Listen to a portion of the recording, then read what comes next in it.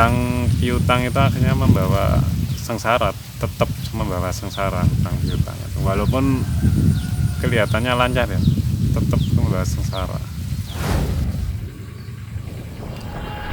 Bismillahirrahmanirrahim. Assalamualaikum warahmatullahi wabarakatuh. Baik teman-teman, di video kali ini kita mau bicara tentang bagaimana kita menyelamatkan tetangga kita atau teman-teman kita dari pengaruh hutang.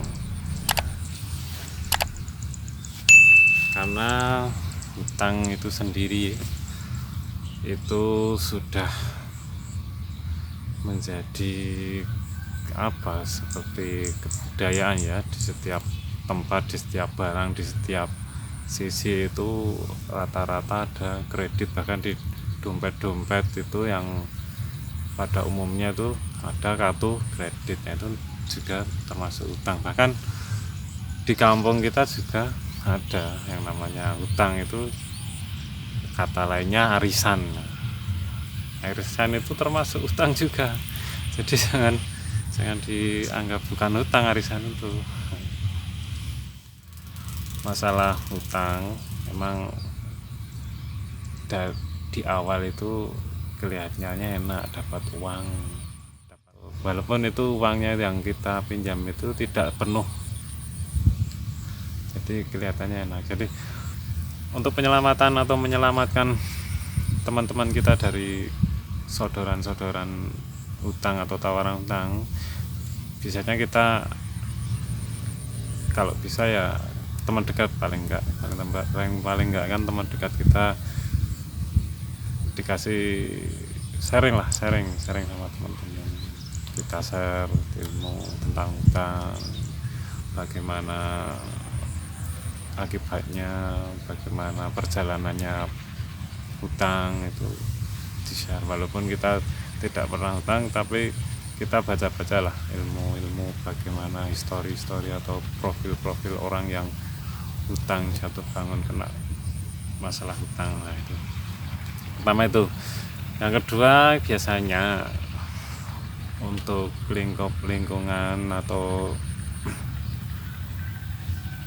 kampung atau tetangga kita kan biasanya kalau mau pengajuan hutang itu kan ada namanya survei ya, dari pihak perbankan atau lembaga-lembaga keuangan yang ingin meminjami tetangga kita atau teman-teman kita. Jadi biasanya tahu ada orang datang terus tanya-tanya, bapak ini gimana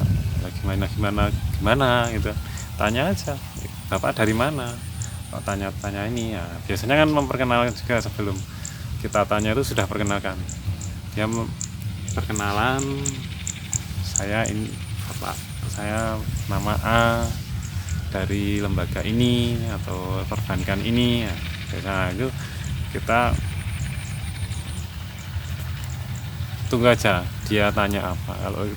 Kalau mereka tanya tentang bagaimana profil teman kita atau tetangga kita, jawab aja, ini dalam rangka apa mas, pak. Kalau untuk survei bilang aja enggak apa-apa. Untuk survei pembiayaan atau kredit pencairan, kalau bisa jenengan atau bapak jangan mencairkan bapak ini, nanti bapak malah kesulitan. Itu aja enggak apa-apa. Itu sudah satu poin penyelamatan dari tetangga kita, dari penyelamatan hutang pada tetangga-tetangga atau teman-teman kita. Enggak apa-apa, karena itu kan akhirnya hutang piutang itu akhirnya membawa sengsara, tetap membawa sengsara hutang piutang itu, walaupun kelihatannya lancar ya, tetap membawa sengsara. Namanya perbankan itu akan mendapat pendapatan itu kan dari kelebihan si peminjam ya, kelebihan peminjam itu yang kalau sudah dijanjikan di awal ya kita tahu sendiri kan namanya riba ya. Nah gitu, yang namanya riba itu dunia akhirat pasti ada konsekuensinya sendiri-sendiri.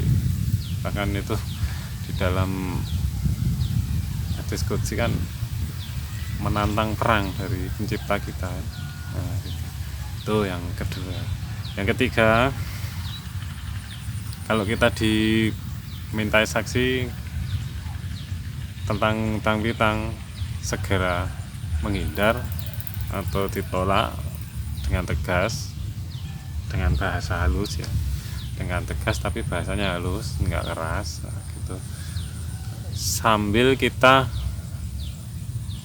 memberi pemahaman kepada teman kita atau anggota kita yang atau tetangga kita yang ingin mencairkan dana tersebut. Jadi seumpama kita itu sudah memberi nasihat atau memberi pencerahan kepada tetangga kita, kemungkinan kita sudah berusaha menyelamatkan itu sudah ada.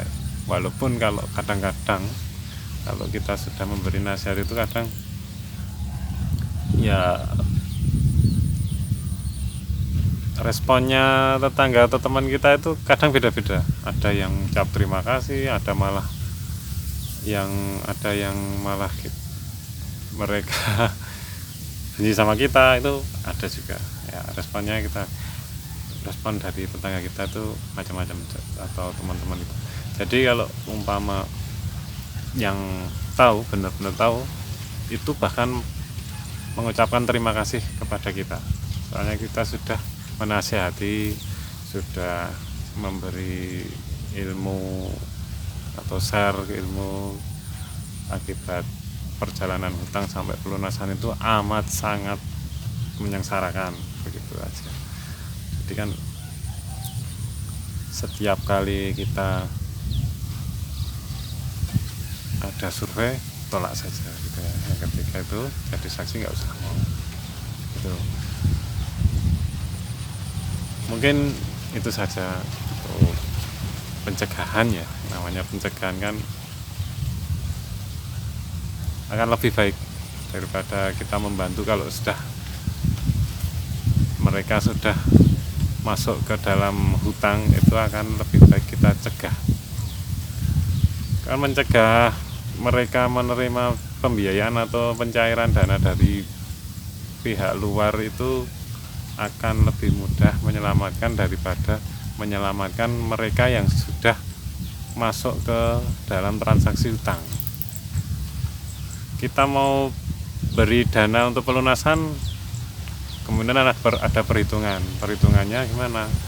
Perhitungannya ya kalau seumpama kita lunasi terus tidak utang lagi, terus kita dana kita dikembalikan dari teman-teman kita. Nah, biasanya kan gitu perhitungannya gitu. Jadi kita malah tambah mikir kalau membantu orang yang kena hutang itu. Lebih baik membantu orang yang akan berhutang dengan cara mencegahnya gitu aja. Karena sebelum hutang itu ada kan mereka juga masih bisa melangsungkan kehidupan dengan normal. Terus tanya aja hutang itu untuk apa. Kalau sumpah untuk usaha-usaha itu, usaha jangan dengan cara hutang, itu pasti ada jalannya. Nah itu namanya godaan juga. Nah, godaan hutang itu di mana-mana. Bahkan kita sering juga tergoda, bahkan kita ada yang terlanjur hutang, ya kita selesaikan. Mungkin itu saja dari video saya. Sekian dari saya, semoga bermanfaat. Wassalamualaikum warahmatullahi wabarakatuh.